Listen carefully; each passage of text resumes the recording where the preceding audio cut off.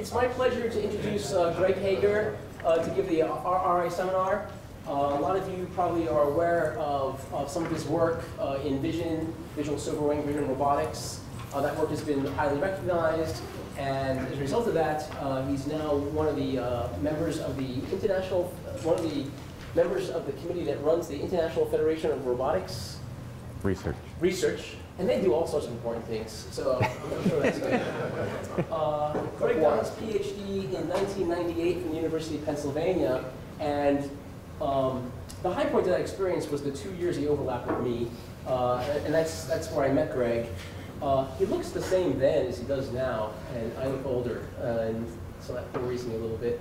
But he still looks good.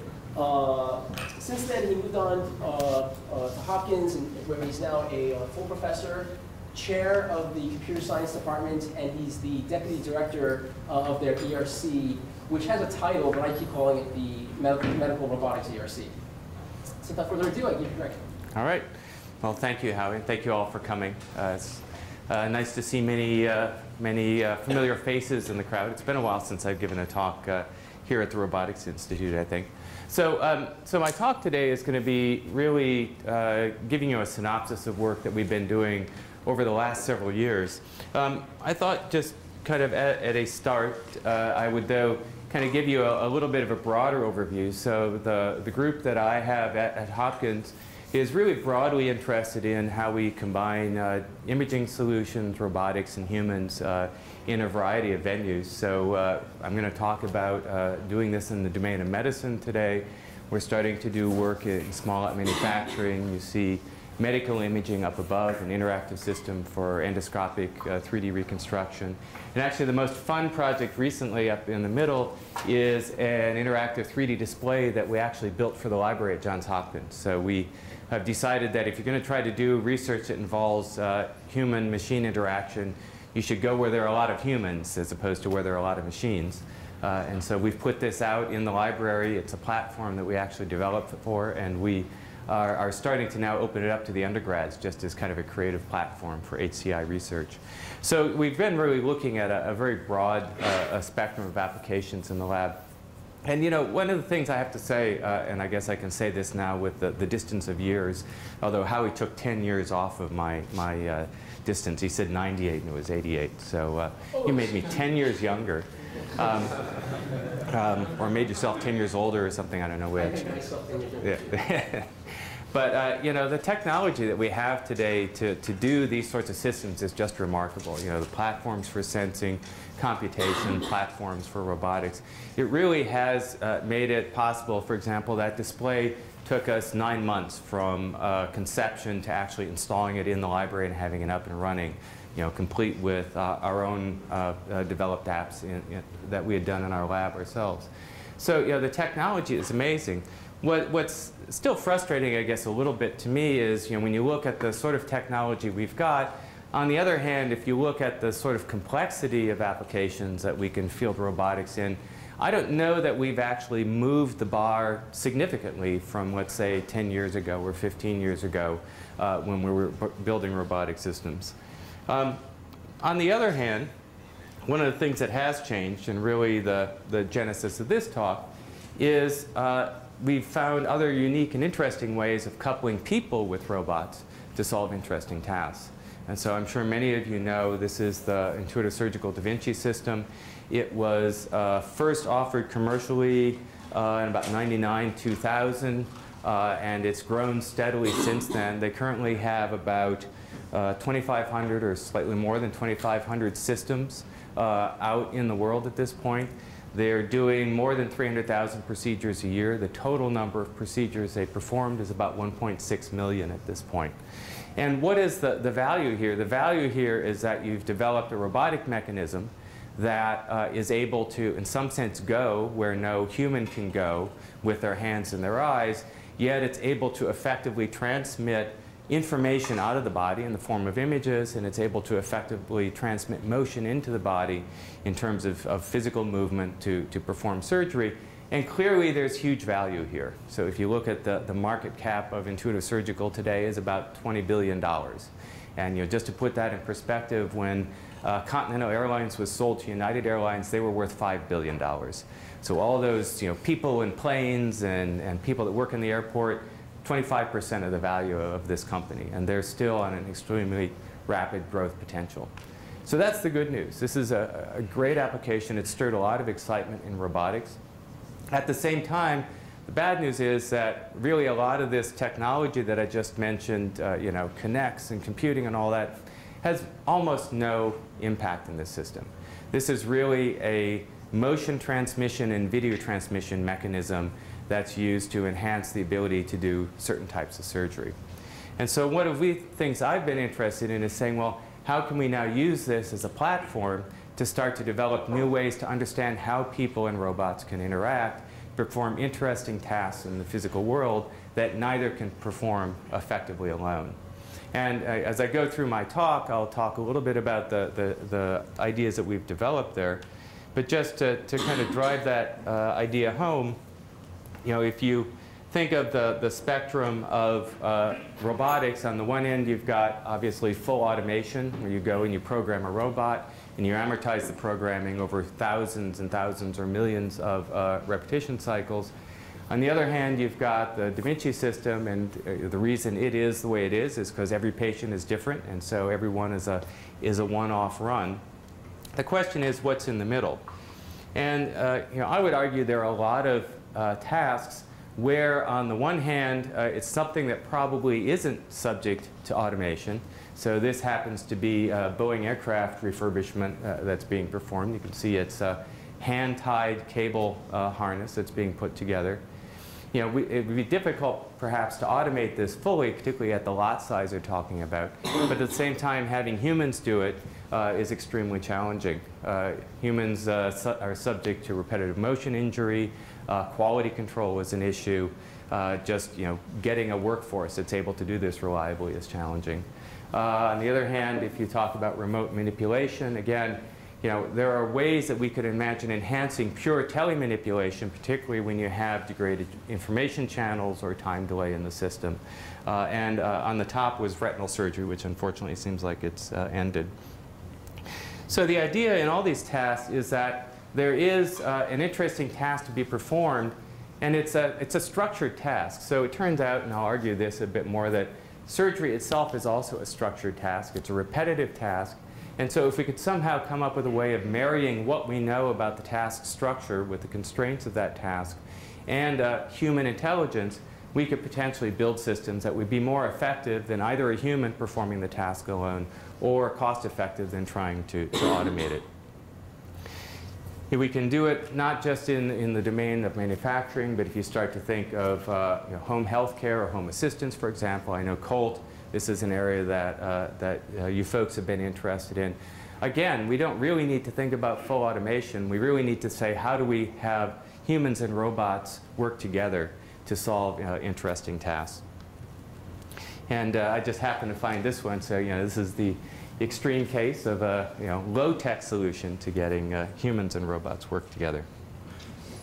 All right, so what I'm interested in, and I call this human-machine collaboration, is not thinking of the human being in charge, not thinking of the machine being in charge, but saying how do the human and the machine cooperate or work together to accomplish these tasks. Now, why is medicine an interesting case in point to do this? Well, what's interesting about the Da Vinci, from my point of view, is that what you've done is you've interposed computation, a computer, between the human and the patient. Once you've interposed that technology, what that means is you can actually not only use the technology to enhance surgery, but you can use that technology now as a recording device. So while the surgeon is performing surgery, out the back of the machine, I can be pulling data, and I know every movement they made, I know every pixel they saw, I know every tool that they used, I know a complete record of that particular surgery, and I can even combine that with information I knew about the patient before they even started. So this made us start to think, well, what could you do if you start to think of getting this data at the scale that I mentioned before? Suppose you could actually record 1.6 million procedures. What could you learn? And this is one simple example, and one that I'll talk more about in the rest of this talk. This is someone doing a simple 4th row running suture. So you just put the needle in, you pull it out, and you repeat that 4 times. This is somebody who is an expert at that task. They're an extremely experienced robotic surgeon. They do this practically daily. And you can see there's a clear structure here, 1, 2, 3, 4 throws, easy to see. This is someone who actually does surgery with a robot. They're trained. They're not as expert as the person on the left, doing exactly the same task. And so you can see there's this clear difference in organization between what we see here and what we see here. So this is just one example of we can actually see what the difference is between someone who's less skilled and someone more skilled just by looking at this data. And so our hypothesis is that by studying this data, we can actually start to understand how human and machines could interact effectively. We call this language of surgery. Part of the reason for that is also, as I mentioned earlier, this data isn't just coming randomly. It isn't, we're just recording and we have no idea what's going on. These are surgical procedures. Surgical procedures have a specific structure. So if I see 200,000 cholecystectomies, those cholecystectomies are going to go through essentially the same blueprint over and over and over again. And so I can not only relate the data back to just the raw movement, but I can actually start to think about relating it to what's actually going on in this procedure, and I can contextualize the information. So what we tried to do is to now look at this problem and say, well, how can we approach going from the raw data, which you saw before, into a structure like this, and then eventually exploit that structure to do interesting ways of evaluating and eventually assisting humans in these procedures. So I should say, by the way, you should stop me at any point if you have any questions. It's a lot more interesting. There we go. Do you get any pushback from people, either the surgeons themselves or the hospital's lawyers, who are not happy about you saving all that data? Well, so there are 2 pieces or 3 pieces to that. So, so at Hopkins, the answer is generally no. I'm working with people who are actually extremely interested. In fact, I would have to say every time I talk about this to a surgeon, they get excited because all the surgeons at Hopkins have to teach people surgery. And the most terrifying part of their year is when the new fellows show up and they have to teach them surgery. And they would love anything that would help them both quantitatively evaluate and actually provide teaching interventions for the surgeons. So within kind of the scope of an IRB at Hopkins, no. When you start to talk about a more broad effort, now you get into a number of issues. So for example, in fact, I was just talking with Gary Guthart, the CEO of Intuitive Surgical, about this, saying, Gary, why can't we capture all this data?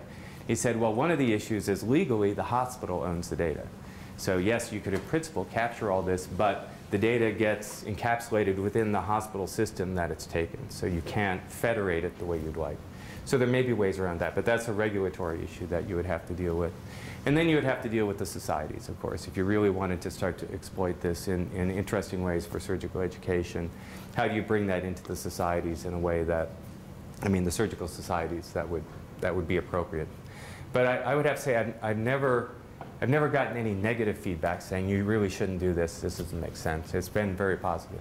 I was in the robotic inspection of aircraft business for a while, and I know they take the X-rays, they look at them, and then they burn them. Because they don't ever want a plane to crash and then some lawyer look at the X-ray and say, sure. This. Yep. So there are huge liability issues, but actually, again, just based on the conversation I had, I think it's actually a solvable problem. And the reason is that you can sequester this data into an area called teaching and training. And as long as you keep it in that domain, it has a different purview than if you think of it as actual patient data or something like that. That's a great question, though. So let me just kind of take you through some pieces of the process that we've worked on. So the first question we had really was, well, if we get data like this, how do we want to begin modeling it? And the first thing that we thought of doing is to say, well, can we actually, again, with an analogy with speech, language of surgery, can we take the data that we're getting and can we attach semantic units to it? So if we want to recognize what's going on, we have to have some way of of saying, here's what's happening in this part of the video or this part of the kinematic data. And so this is a really simple vocabulary we came up when we began the project in conjunction with a cardiac surgeon for this 4th row suturing operation. You can see it's pretty natural. Reach for the needle, position it, drive it, and so on and so forth. So this is, in some sense, kind of a starter language. And I'll just use this as an example for the next few slides.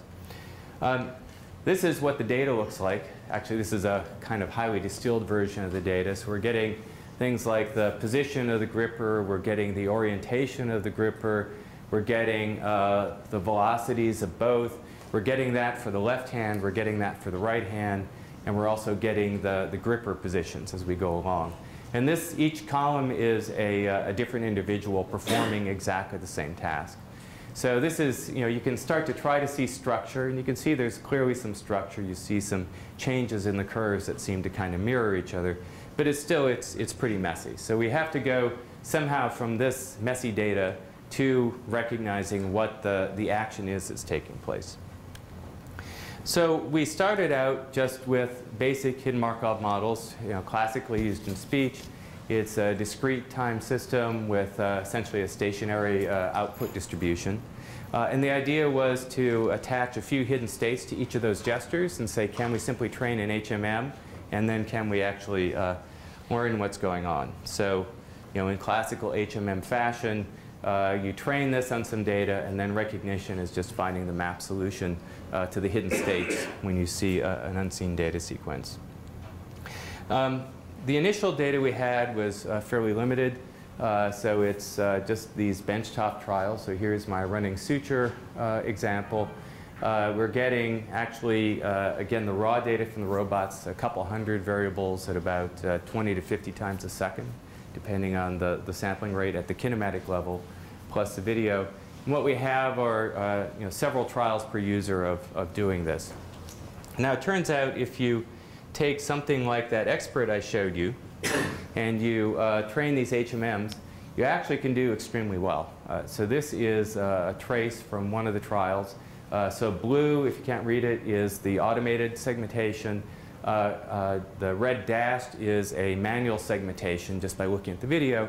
And so we gave this 93% classification accuracy. And in fact, really, it's the only difference you can see are these small variances here, which is completely subjective. Okay, where did they start driving the needle? Where did they stop driving the needle? So for all practical purposes, we nailed it with this particular trial. So maybe if you're going to get this later in the talk, but I would imagine that these kinds of signals and then the symbols you derive from them depend upon the configuration of where the suture is and where the robot is and what have not. So were you able to observe some sort of invariance where no matter what, this is always suturing? So exactly. So that's a beautiful question. So one of the things that we've worked on is to say, okay, how do you distill, obviously, from the signal exactly that? You want an invariant representation. So if I'm suturing here or if I'm suturing there, it should be the same thing. It shouldn't matter position.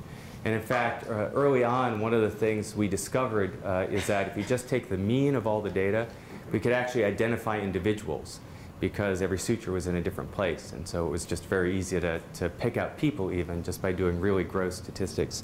You'll see in a minute we have a representation now that gets around that and tries to deal with it. But that's exactly right. There's a set of latent variables like position or identity of user, and then there's a set of things we care about. What's the gesture, or eventually what's the skill?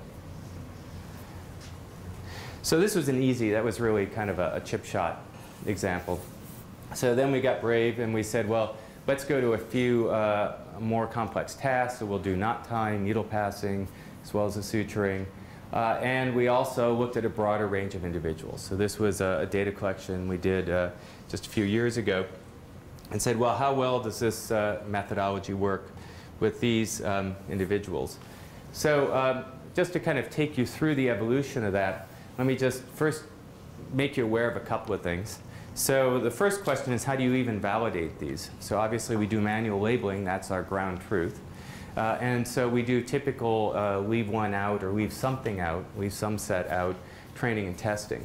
One of the first things we figured out is, as I just suggested to Howie, if you leave an individual in, the problem becomes much easier typically, because you've gotten to observe that individual before. And so what the system does is it gets very good at training to recognize how a single person does something, as opposed to how a group of individuals might do something.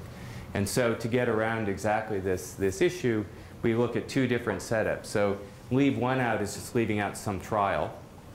And then there's leave one user out, where we take all the trials from a user out. And that's where you've never seen this individual before. And so now you have to recognize what's going on, even though you've never seen that person do this task. And that starts to get to this question of how much invariance do we have to some of the different factors that come to play. So if you just take the straight HMMs and you do that more complex set of tasks and you start to apply it, you find out the variability in individuals is large. And not surprisingly, our numbers go way down. So we go from 90% to 50 or 60%.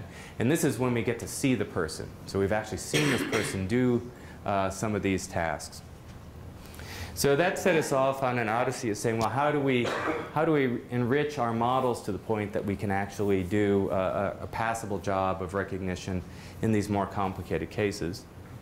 So one of the first things we did is we effectively incorporated dimensional reduction into our hidden Markov model. So you can think of this as a hidden Markov model where now there's an additional hidden state where we go from the high dimensional data to some internal representation that's more low dimensional.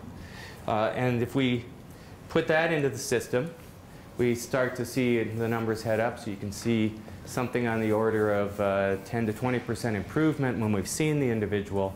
But you can still see the numbers where we've never seen the individual are really in the tank, not really usable. Now, interestingly, if you look, you still see kind of the same behavior. So this is green and blue overlaid on top of each other, so it's a little hard to see. But one is a manual segmentation, one is the automated segmentation. And the actual gesture sequence is perfect in this case. Once again, the differences are on the boundaries where things start and stop. Here's a bad case. So this is something with 65% segmentation accuracy. But again, you can see that, in fact, the sequence here is pretty much right. It's really just where do things stop and start. So there's actually structure in this data already. It's just trying to improve it, get the segmentation more precise. So once we got that far, we said, OK, what's the next step? So we went to linear dynamical systems with a discrete state built on top of them, so SLDS. And so now this hidden state, in addition to just doing dimensional reduction, it actually has its own dynamics associated with it. So you can think of it as having now a little dynamical system at each discrete state that's modeling what's happening. And if we put that in, we start to see things look a little better. So our numbers for having seen the individual go up, but more importantly, our numbers for unseen individuals start to go up as well. And then the last method we looked at is using a sparse model. So what we do is we learn a dictionary of motions. So before we even start, we go say, what's a dictionary? We learn that as a sparse dictionary. And then at runtime, now what we're really doing is we're looking at the sparse dictionary coefficients as the internal hidden state. And then we learn the HMM on top of that sparse set of dictionary coefficients. And if we do that, again, it actually turns out to be somewhat similar to the linear dynamical system in terms of the actual performance, although it turns out computationally the method is much simpler. Yeah? So you have these different tasks you're training the passing and time, and each of those tasks might have subtasks in them? Okay. So each of those is a task, and then for each one there's a vocabulary. And usually the vocabulary is, let's say, 10 to 15 basic symbols. And so when we report accuracy like 82%, what we're really saying is 82% of the time, I could tell you what gesture is in operation at that point in time. So 100% would mean I have perfect segmentation boundaries in the data. So then the hidden Markov models are trying to model the different parts of the dictionary within each of those. Right. So in the dictionary case, now what I do is I take all the data, I build a motion dictionary to start with, and we do that using kind of standard clustering methods. Now that we have a motion dictionary, we go back, and at any point in time, we can look at the sparse coefficients that would describe the data that occurs at that point. That's an observation. And then we build the HMM on top of that. and we look at the discrete state to identify which gesture now is actually active.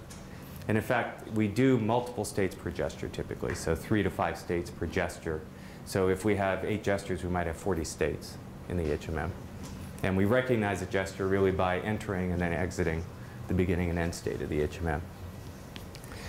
So the neat thing, though, is that we are actually starting to get numbers now that start to make sense. They're not great yet. Now, one of the other things you might say is, well, all we're doing really is we're looking at the kinematic data. So we're looking at how somebody's waving their hands around. We're not actually looking at the motion data itself. So René Vidal, who's one of my collaborators on this project, looked at the question, well, can we do the same thing from the video data? You know, the video data should really encode exactly what the kinematics is encoding, plus it's giving us the actual context for the motion as well. And so he did, again, a fairly classic codebook-based representation. So we start out with some videos. So for example, one of the gestures might be pushing the needle through the tissue. We build, again, a dictionary or a code book of different motions that could make up that particular gesture. And then, again, at runtime, what we do is we say, well, what code words represent this video? And then we stick that into a classifier. So a fairly standard bag of features sort of approach. And what they were able to show is actually running from the video, we were actually able to get about a 10% boost. So they were able to show that with, again, just leaving one trial out, we can get about 90% recognition rate. Leaving one user out, we're actually getting 81% recognition. Now, this is a little bit, it's a little bit apples and oranges. What they've done here is they've assumed segmentation and said, can we recognize what gesture is being performed? But still, again, these numbers are now actually at the point that we're starting to see something usable go on.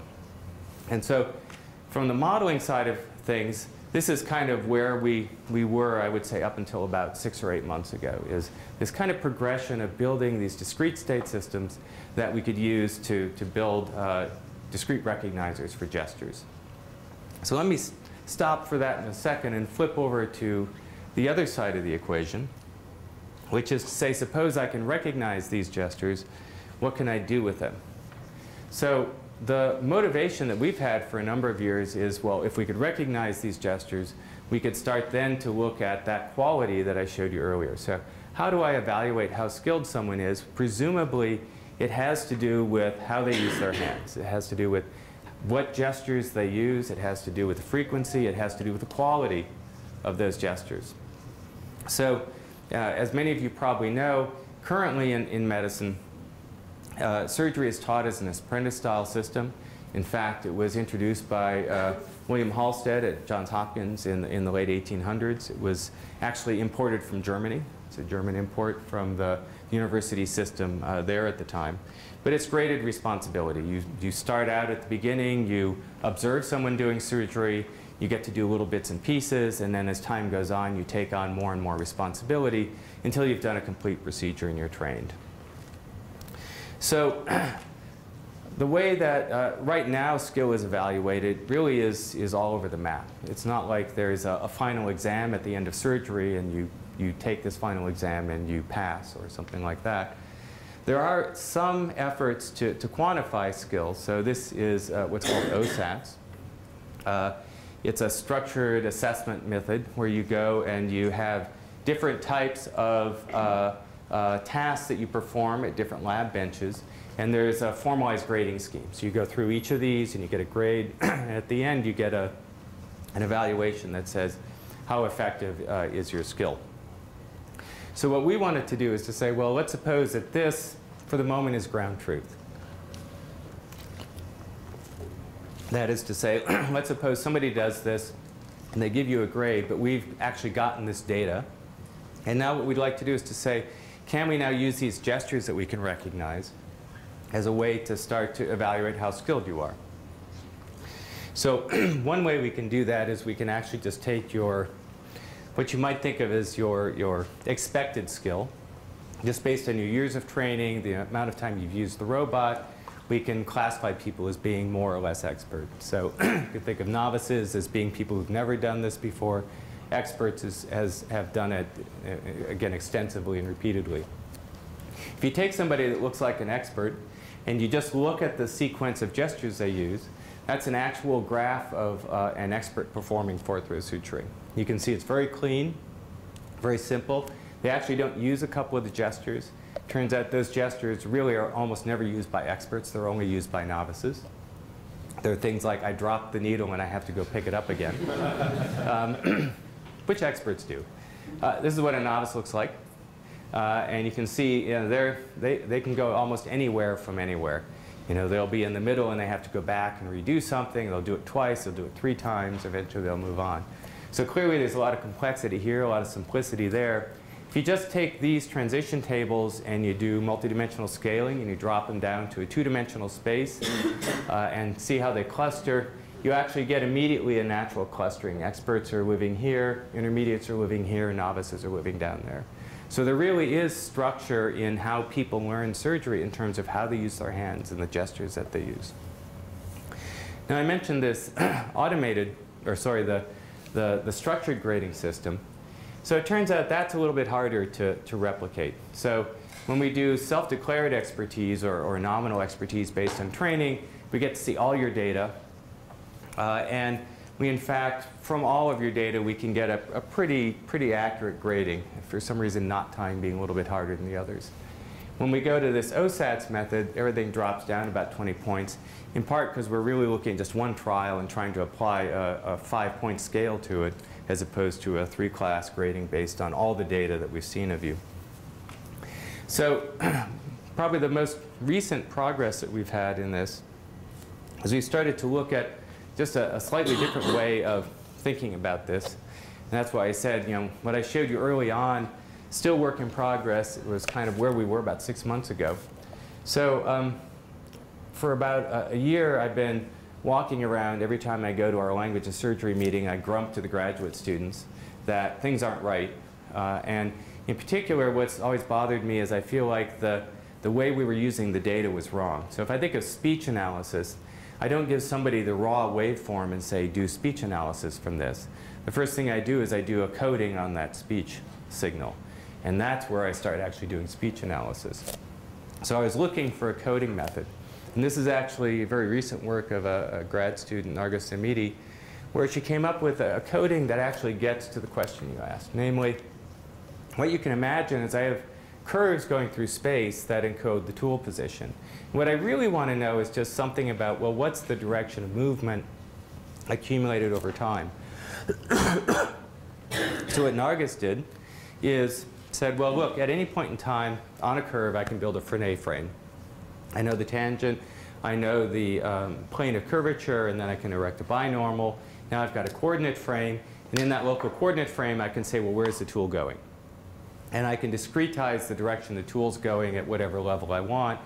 For the moment, let's just assume I do the 6 cardinal directions plus a 0, which just says it's standing still for the moment. So that's going to give me a string. And now I can turn all of my tool motion into strings. And at that point, I can go back and say, OK, what are the common substrings of this tool motion string? Now, what's neat about it is because I'm doing this based on these coordinate systems, it's now coordinate independent. So if I rotate the whole system 90 degrees, the string I get is invariant to that rotation. It's also invariant to small perturbations in the motion. So little bits of chatter get dropped out. I get roughly the same string. So it produces basically a partition on the set of all motion directions. And so by basically taking these strings, looking for common substrings, and then doing effectively a string kernel to do comparison between them, we actually, remember I was looking at 70-some%, we're now getting something like 90%. This happens to be a laparoscopic data set, but 90% agreement between the OSAT score and the score that we're actually seeing on these from the surgeon themselves.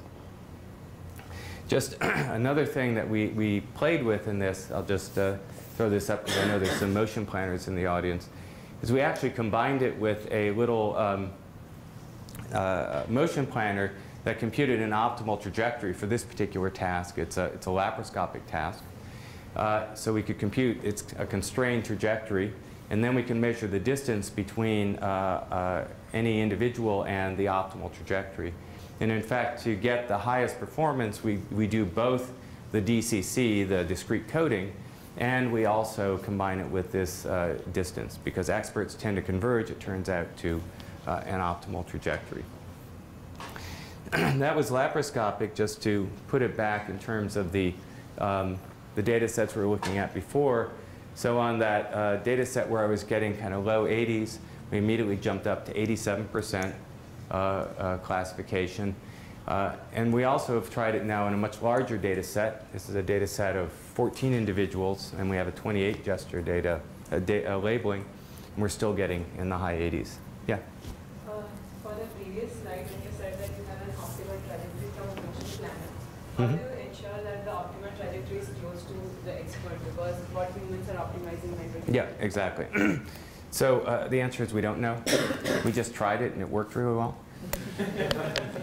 So it's a great question. So the follow-up to that is, it's optimal with respect to... Well, so what's happening there, so I'm kind of mixing apples and oranges, and I apologize, this is poor organization. But so in the laparoscopic case, as opposed to the robotic surgery case, we're looking actually at a sinus surgery data set.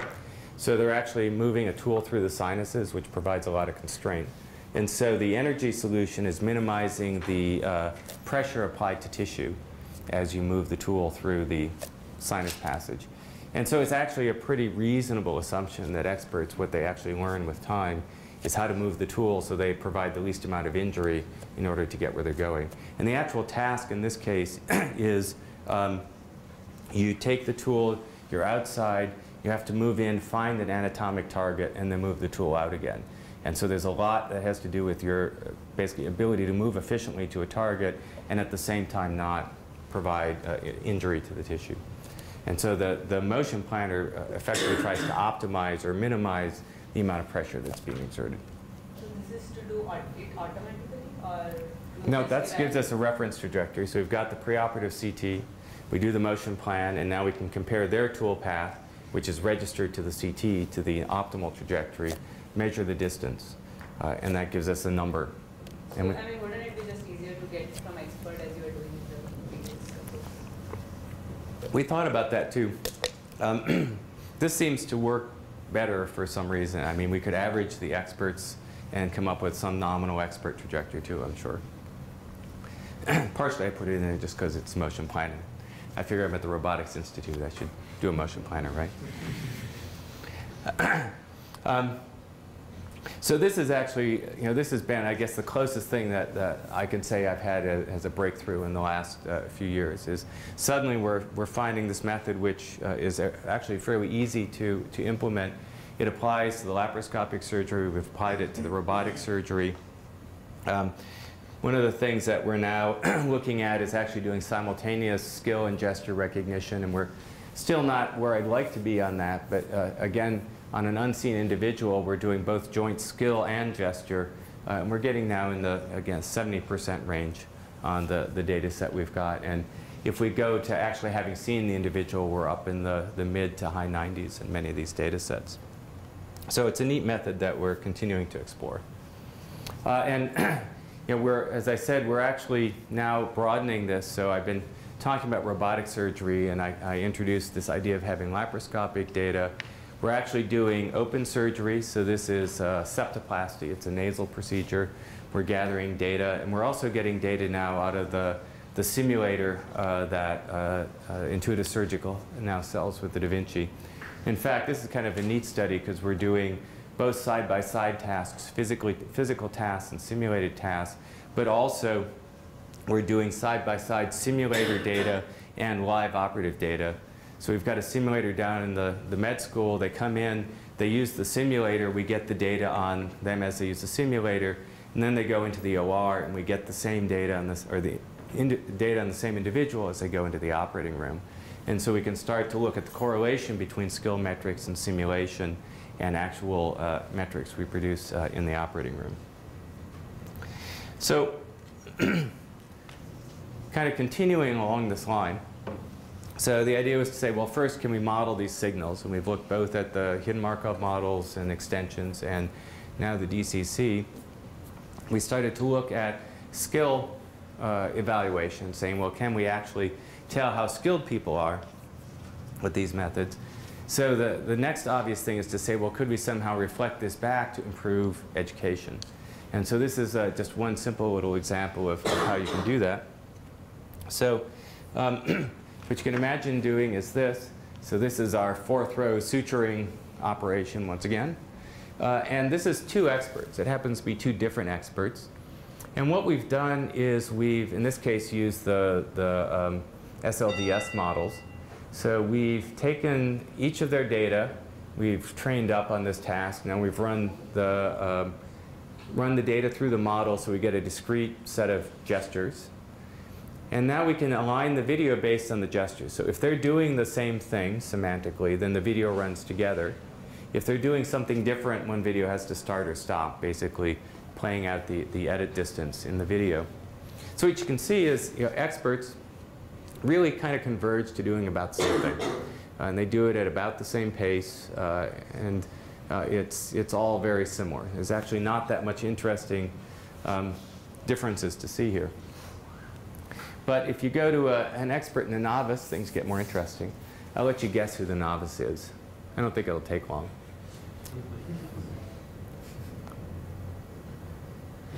Okay. Everybody got it? If not, just watch a little longer. Well, almost. So there are a bunch of things to say about this. So one of the things to say is I actually was extremely impressed that it could synchronize these 2 videos at all. Because if you think about it, novice is using a completely different wrist pose to drive the needle. They're going back and forth. You remember that complicated diagram? Well, now you understand why it was complicated, right? They're redoing gestures over and over again. So that's one thing, is it's interesting that the system's able to do that synchronization. Second thing is you can actually start to see something that also emerges from the data. Namely, there's only certain parts of this task that are actually hard. In fact, there's only one part of the task that's really very hard at all. That's it. It's driving the needle. And that's everything. If a surgeon is going to teach a novice, that's pretty much what they spend their time hand over hand with the novice doing, is saying, okay, you're holding the needle wrong. You won't have good control. You're not going to get it to come out where you want. So we can actually start to see what's hard about a task.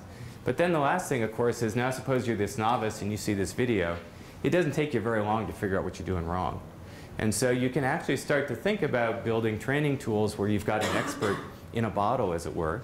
And you can do a training task and you can compare yourself to different types of experts and start to see, well, what are my differences, and use that as a cognitive feedback device to improve training.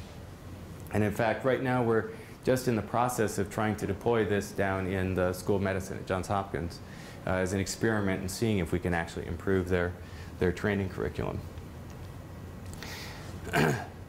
So let me just talk about one last thing, and this is, from a robotics point of view, really where I wanted to go.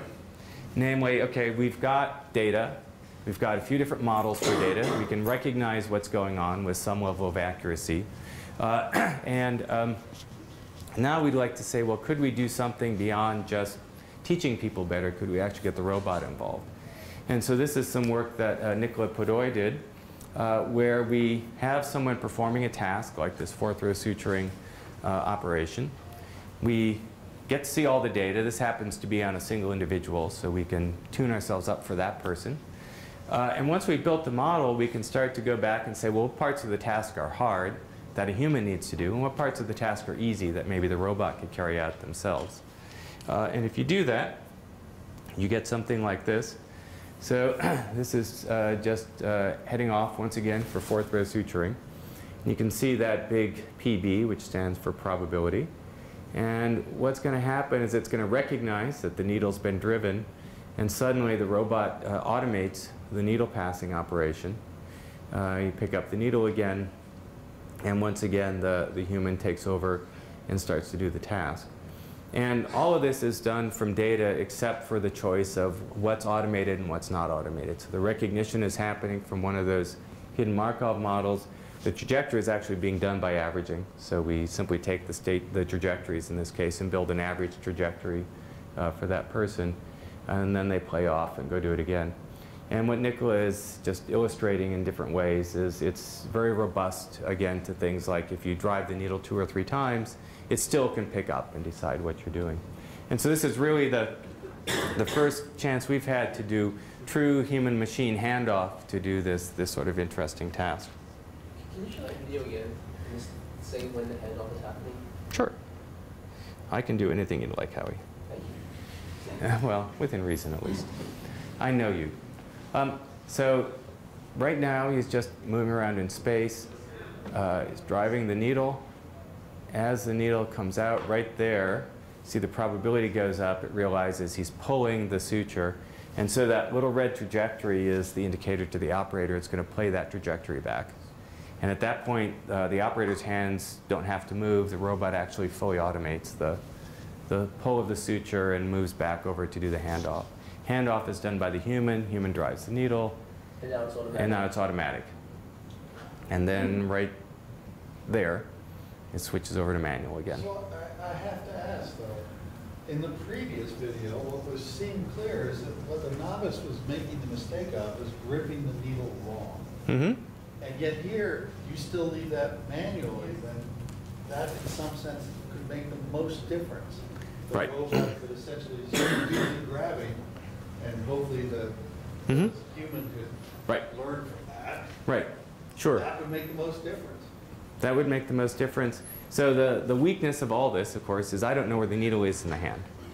Right? So I'm playing back stuff that I'm using the motion of the robot, but I'm not actually perceiving the needle. So that's still the value add the human has. What about the video?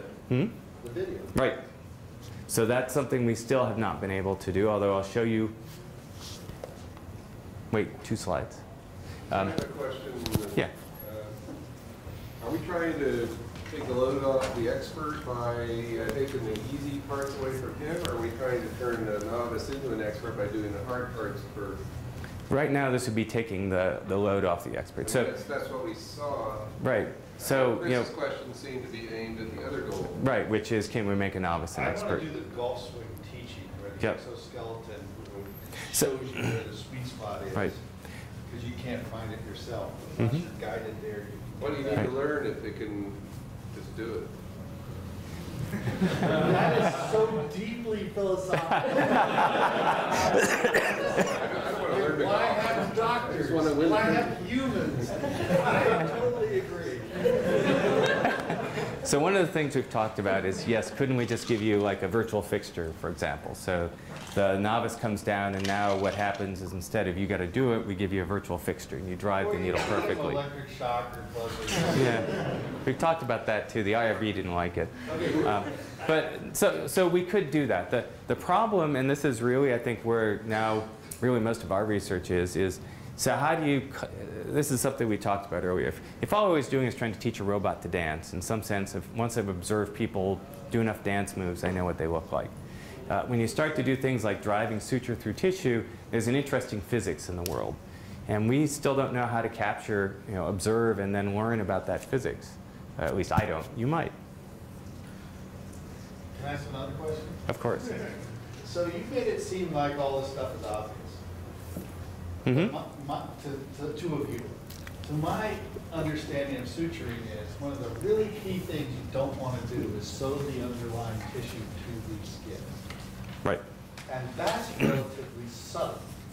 Mm-hmm. And the way the expert avoids it is lifting the skin at just the right time and all this very subtle motion. You can't lift it a lot, you'll start ripping it. Mm-hmm. I don't see how that fits into this picture at all. There's no notion of utility or importance of features or, there's a lot of variance here, you can screw around, there's tight variance here, you can't vary it at all. Mm-hmm. How do you get across the importance of things? I don't know. I mean, humans do it by screaming at each other, right? When you get to the delicate part, when I was learning to drive, and I go to the stop sign. Wait, so you're saying, so if I'm going to learn this stuff, how, you're thinking like, in a reinforcement domain, for example, if I were learning this, how do I give the robot feedback that says that was good and that was bad? And right now, the only thing we have is human supervision to say, yes, that was good or that was bad. We don't have anything more automated than that. let humans score the automated? Yeah. And how do they say, well, that was good? No, I don't have people doing something like he's talking about scoring. It would seem the novice is already skilled in the theory. It's dexterity that the novice is learning. I think that's the answer to the question. Well, so here's the interesting question, right, which is how much of skill is cognitive and how much of it is motor?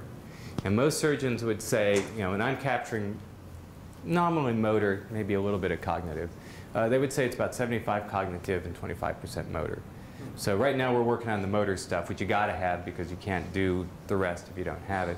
Yeah, but I think you actually could start to think about how do you capture cognitive. And the way that you do it is if you ask a surgeon, well, how do I know that somebody's a really good surgeon, you know, in a case like this, part of it is setup. So they have a very efficient setup that says, if I do the right thing now, when I go later to put this, you know, if I'm doing anastomosis, if I lay things out right now, then later on, doing the suturing to pull it together becomes easy. If I do it wrong, I fumble around a lot. And we can actually see that in the data. So you can start to capture, even though in the data it shows up as complexity, what it really is the lack of cognitive skill, as you will. Mm-hmm. So along the lines of trying to help the expert and not the novice, which I think is when you're in the automated part where the robot is not interacting with the environment and causing the needle back to from the left arm back to the right arm, is that part learning from demonstration, or is that just saying, I know that this hand is here and this hand is here, and so I can just figure out what's the best way to place it? Because the robot might actually be better at that than the hand. Sure. In this case, it's just learned. So we just have an average trajectory that brings the two hands together. You know, we've observed that over time. But you could automate it. Here, the idea was to say, how much can we do just from data without building anything else into the system? And so the human has to take over right at the point where you do the pass, because that, again, requires perception that we don't quite have yet. You know, we were talking about what does this do for the expert. You might say, well, is there any value to this? Well, one of the time losses in using the robot, in fact, is something called clutching. You know, you're used to in your mouse, you have to pick the mouse up and move it. Like, the bigger the screen gets, the more you kind of keep picking your mouse up and moving it across the screen. So we can actually measure things like how much clutching and how much master motion there is. And so you can actually, just from this simple demonstration, reduce the amount of master tool motion significantly, which actually then starts to make the use of the robot more efficient. We are working on some perception work as well. So this is, you know, exactly to what you were talking about, Chris. Well, okay, how do we get some of the essential perceptive items? So this is some suture tracking that we're actually doing that we hope to build into the system. We're also starting to look at how you can use this in other domains. So once you start to get this idea of observing humans and augmenting what they do, you can use it, for example, in simple assembly. So this is a paper actually that will be at ICRA this year, where we did what I like to call transatlantic telemanipulation. So we had a little jig that we're building here out of magnetic blocks. That jig is sitting in Germany. We were sitting in Baltimore at a Da Vinci console. And the question was, well, could we make it easier with all of the time delay in the transatlantic transmission to still do this sort of operation? And so I'll just give you a sense of what this looks like. So this is actually what you see in the console. So now, again, I'm sitting at a Da Vinci, and now I'm moving a pair of arms as opposed to instead of the surgical tools. And this is just me trying to grab this little block here.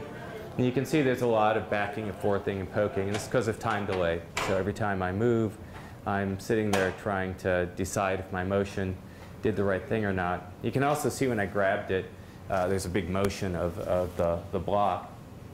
And that's because I couldn't really tell what orientation the block had. So when I grabbed it, there was a certain amount of misalignment there. Sorry, this video goes a little slower than I like. Let's see. So what we did here is kind of the same idea as you just saw in the surgery domain. So we're actually, we've got a perception system running, it now actually gets a model for the blocks, and as it detects that you're moving toward that to pick it up, just like we're moving to put the suture needle in, it goes to an automated mode where it actually automatically grasps and picks up that block and moves it away. And you notice that, among other things, when we picked it up, it didn't have this big motion because it was able to actually put the gripper in the right orientation quickly. And again, the same sort of thing when you start to look at how people perform. So we actually did some user trials. It takes about a minute to do this simple assembly operation when I don't have that augmentation. It took me about half that time when I did have it. And so again, this idea that by using some perception on the back end in this case, plus intent recognition, we actually got a much more efficient cooperative execution of the task. So let me just quickly wrap up. And say, so these are just, so to speak, that's right. So, I started out talking about this task. So this is really where we are, and I think it's an interesting challenge task. So you can see, here's a side-by-side, human performing this cable tying task. And on the right, we actually put their task board under the Da Vinci. And so this is one of my students using a Da Vinci to do that cable tie.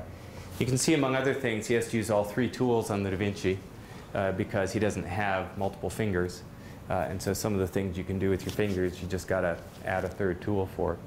So right now, this takes a person probably on the order of 20 or 30 seconds to do. And it takes my student about 3 minutes to do with the robot. And so I basically told him this is his thesis. How do you go from 3 minutes to 30 seconds using the robot? Maybe you won't have to go that far, but you can see there's a lot of opportunity, for example, using these 3 manipulators to now start to do, again, some of these ideas of using some type of anticipatory automation, if we can build a little perception in, being able to, again, fully automate maybe some of these actions. Yeah, I thought this was a solved problem. They have these plastic things called cable ties. You squeeze and... Talk to the FAA. Apparently, this is a mandated way that you do this. And so they've got a factory in Topeka, in Kansas somewhere. And there are a bunch of people, and that's what they do all day. And they do it for about 2 weeks. And then they get repetitive motion injury, and they go out for a few days. And then they come back, and they do it again for a few weeks. And that's how this gets done. So you make a very important point that a lot of what we do for historical review. There's a much better way to do that, but it's always been done that way and it's approved. So I look at you sewing up skins and I say, why do it that way? We close wounds with needle and thread because we have needles and we have thread and people are able to do it. But is there a better way to close wounds? In some cases, yes. There is actually. So, in fact, I just saw there's a new automated stapling system, which is pretty amazing for the Da Vinci. If you want to close and cut something at the same time, you have this thing, and it goes like this. And there's a little shaft that runs down, and it goes in here, and it goes staple, staple, staple, staple, staple for about 60 times. And you open the gripper and everything falls apart and it's closed. So yes, you can do that sometimes, but not always. I mean, these sorts of tools exist also for laparoscopic or open surgery, but you still have to suture sometimes. It's the only way we know to do it. So let me, I know I'm running long here, so let me just close by saying, so really I've just kind of given you a tour of what we're doing, but I've started to think a little bit more about if we really want to develop this area, and I think develop it broadly for a lot of applications, there are a lot of really interesting issues to think about. So one is this question of, what does it mean to know something about the problem you're trying to solve before you even start to build an assistance system or try to build a robot that can learn something about the task. And so I think of programming these days is how do you erect the scaffolding of what you're trying to do. And I think of learning as how do you fill in the pieces. So in that suturing operation, we know what suturing looks like. Maybe we're doing it in a slightly different context, but the basic script is the same. And so we want to fill in that script from data that we can observe. We've already talked about perception. So the big thing that's still missing in much of this is how do you automate perception? So I can build a perception system for any given task, but that's simply not scalable. You know, I can do a lot of the motion recognition for many tasks, and that I can scale in many different ways. But the perception systems really still don't scale. So one of, I think, the big problems is how do we build scalable perception? If you give me a new task, how do I make a perception system in a more or less automated way to support that task? One of the things that we've gotten more interested in also is interfaces. So how do you actually build an interface to a robot where you're going to be doing this sort of collaborative execution? What sort of information do you exchange? How do you actually do the interaction in a way that both the human and the robot understand what's going on? And then, again, we're looking at a lot of different tasks. So surgery is where we started. It's still the most scalable source of data that we have. But we're starting to look at small lot manufacturing. We've got a project going on with NASA for the telemanipulation work. So I think there are a lot of places we could go with these sorts of systems that combine humans and robots in some sort of interesting task concept where neither can solve the problem themselves. Nameless undergraduate labelers that we use for data day in and day out. And of course, funding agencies. And with that, I thank you for your attention and take any more questions that Chris has.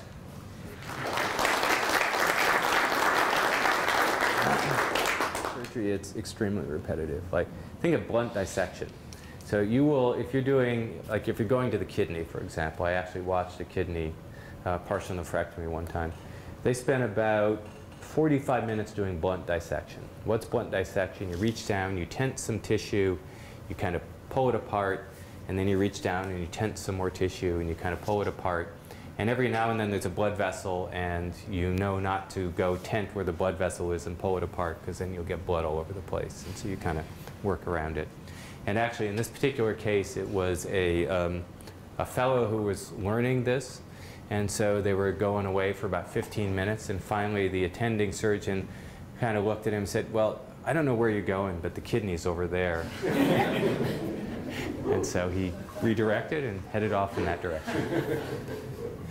So yeah, it's very repetitive. So you think of suturing, blunt dissection's another one. In fact, there's a lot of blunt dissection that takes place. Yeah.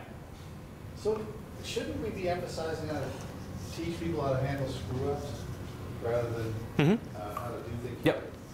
So one of the things that in fact, I think we're going to try to do in the next year or so is, I showed you that synchronization example, right? Well, suppose that in my 1.6 million procedures, I have a good number of the, let's say, unusual variants as to how you could perform a surgery. And you actually know that those are the unusual variants. Well, if you can actually track what's going on, you can actually start to notice that somebody has diverged off into the unusual variant, and say, okay, you're in a hole, you should do this, or at least alert them to the fact. So on TV, it appears that doctors do a lot of model-based reasoning. The thing fills with blood, and they say, "Oh man, I popped in the order or something." Where's my finger here? And that kind of stuff. I've never heard that one actually, but. Okay. Is it true? And if so, shouldn't we really be doing a lot of model-based reasoning to understand, but also to plan? One way to do blood dissection is by pecking at it. Another way to do it is using air and sort of inflate an area, and that sort of lifts all kinds of things. And that's much easier to get in there and separate stuff. Well, they already do that, right? They blow the patient up when they go in with CO2. Okay. But it's in some sense that can be driven by model-based reasoning. Yeah. No, absolutely. No, I'm certainly one. Again, if you kind of think of this question of how much structure do you bring to the problem before you start, I think is really the question you ask. So you're going to be able to bring a certain amount of structure to the problem, and if you can bring that structure, you can do a much better job of predicting what's going to happen. The question is, how do you combine that with the fact that, over time you get a lot of experience that says, okay, I know my model is also not perfect, and so I basically know how to correct when I see something change that I didn't anticipate. All right, so how do you combine models and data, I think, in some productive way? I don't know the answer. But we're not going to have a perfect model for surgery, right? If I had a perfect model, I could put the robot in, close my eyes and press a button, and it would do everything Like that. perfectly. Yeah, exactly. So I have a good answer for you. Yeah. One of the things we've learned in qual is that people that would say operate a robot like her in the system mode and doing something together, they actually really appreciate being kind of in control of it. Particularly people with the ones who would depend more on it, say, Right. say us. How do the surgeons feel about that same kind of, I gotta be No, in charge? that's absolutely right. Yeah, they want to be in control. So, you know, like the suturing example, I would probably never do it that way. I might do something where they, and in fact, they still have control in that case, because if they move their hands, it stops and they can take over. But no, the way I think of it is, how do you take, you know, the rich set of things that you might be able to do with a robot and map it down to a reasonable small set of things, and then just make them more efficient because you're only operating in that small space of movements. And they're kind of encouraging you to go in that direction? I mean, again, I've never heard anybody complain about it. They do, you know, they don't believe in automated surgery. There's no question about that. But, you know, assistive tools, sure. And by the way, assistance doesn't have to be physical. It can be information assistance, or it can just be changing the behavior of the robot, right? So the Da Vinci will operate at 3 different scales. So, you know, when you get down to a small blood vessel, it can change scale for you, so that suddenly it's easier for you to do that procedure. Hey, John. So I was intrigued by the capability of your system to track the novus when they were really screwing up. Uh-huh. And I was still thinking in what they were doing. Mm-hmm. That sort of led me to wonder, sort of out of the box question here. To what extent do you think these same methods might be able to be extrapolated and reapplied in infant toddler psychology, where you have kids that presumably know what they want to do, they're trying to do it, but they don't have the motor skills to actually make it happen? Mm-hmm. I'm wondering if you could actually do some really interesting science here in that domain if we were suddenly to, you know, if they can grasp something, and I think the grasp a Da Vinci handle, Mm-hmm. can we start trying to have them do tasks that they wouldn't otherwise be able to do, and track what they're doing, and maybe explore a little bit about how brains are developing in the first place? Oh, that's an interesting. So you're going to, instead of giving him an iPad, you're going to give him a Da Vinci. Yeah, intuitive. Well, in a research process, yes. But so your hypothesis is, though, that their hand-eye coordination is good enough that with some assistance they could do tasks that they couldn't otherwise with their own hands As soon as do. they're able to grab a hold of something and hold on to it. Uh-huh. And I'm wondering if we could actually start to infer intent and see, Mm-hmm. you know, what kind of higher level thinking can they be doing here that they just can't physically communicate or express? Yeah, sounds like a neat idea. Do you think it might actually, that this could be pushed into that domain, or is that probably? I haven't thought about that domain. One of the things we've looked a lot at is rehabilitation. So again, if you think of everyday household tasks that people perform, there's presumably a fairly small vocabulary of movements you use. I mean, when you go to pick up bottles, there's really kind of one standard movement that you would use. And so we started to look at how could you build that sort of intent recognition into the system. You know, if, like in that telemanipulation experiment, okay, I'm heading toward the bottle, and somebody, you know, we know the task is you want something to drink, okay, just move and grab the bottle. And so augment people that way, basically infer intent and then carry out the action. I mean, I could imagine you could start doing much more interesting things that would, you know, cognition tests that would require dexterous manipulation before it's actually capable of doing it. Mm-hmm. Good idea to do this correctly. Okay, could be. Time for one more question. Oh, that's great. Mm-hmm. So you said something there that has me thinking. I mean, so this, one thing about the surgical application is we have like these 8 gestures or however many there were. Mm-hmm. I'm looking at it thinking, oh, that's nice. They're in a certain kind of narrowly circumscribed area where the number of different things you might find Right. is, Mm-hmm. is small. Mm-hmm. Now you just said something about that you expect normal life to be kind of similar, like there's like grabbing a bottle. Mm-hmm. And that actually surprises me. I guess my question is, do you have any idea how... What percentage of our lives is repetitive How many actions? different ways, how many different gestures are there in the bigger world, or really, I guess what I want to ask is, do you have any way of figuring that out? This is something I've been wondering about lately. How complicated is manipulation? Maybe is what I'm trying to ask you. I feel like I'm in my graduate board oral exam here. Okay. How do you answer that question? Well, so maybe I'll pose it another way, which is, I think the only way you could answer that question at this point in history, at least, is to think about, well, what sort of data would it take to ever validate any hypothesis about, how many actions are there? So again, the value of surgery is, in principle, we are, for the first time in history, we've got enough data you could start to study the problem.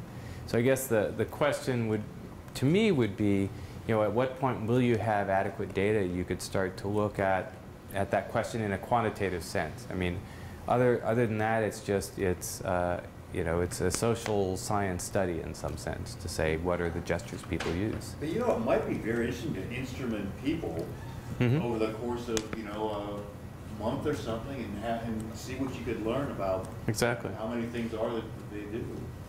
Well, and then make sure you do it over an interesting corpus of individuals, right? Because, again, what we see is the largest data sets we have right now have kind of on the order of 20 people in them.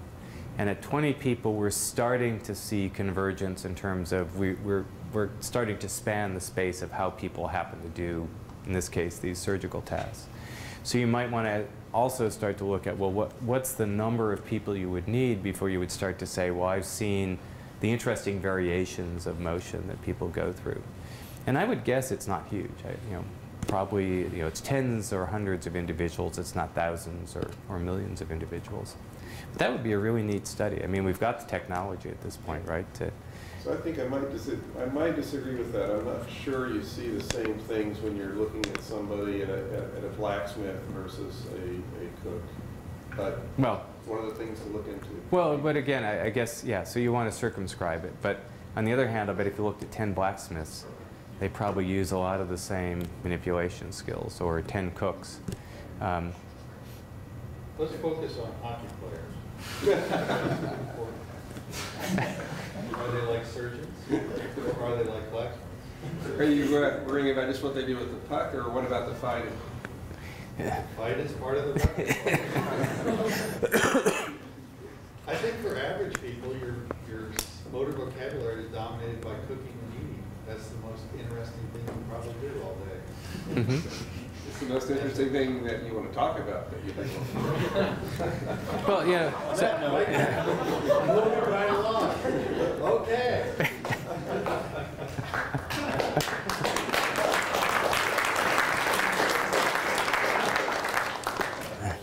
Man, your talks are so much more interesting than our talks at Hopkins.